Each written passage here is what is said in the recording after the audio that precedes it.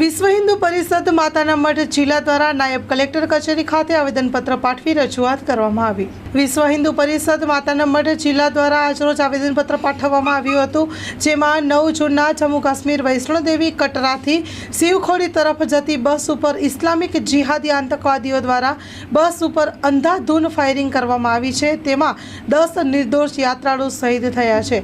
હુમલો થયો તે સંદર્ભે આવેદનપત્ર પાઠવીને રજૂઆત કરવામાં આવી હતી। भारत माता की जय। भरत हरिलाल भावसार नलिया विश्व हिंदू परिषद शहर प्रमुख 9 तारीखे जे कश्मीर में हिंदुओं यात्राओं बस जई रही थी एना पर इस्लामिक आतंकवादीओ हुमलो करता 10 जणा शहीद थई गया है। तो हूँ भारत सरकार ने विनंती करूँ छूँ कि आवा आतंकवादीओं ने वीणी वीणी भारत में साफ करे और दुनिया में खबर पड़े कि हवे भारत में पग राखवू इस्लामी आतंकवादियों माटे भारे थई पड़शे एवी अमारी प्रार्थना है। भारत माता की जय। जय श्री राम। विश्व हिंदू परिषद माता मठ जिला मंत्री प्रदीप भीमजी डायाणी जे 9 जूनना घटना बनी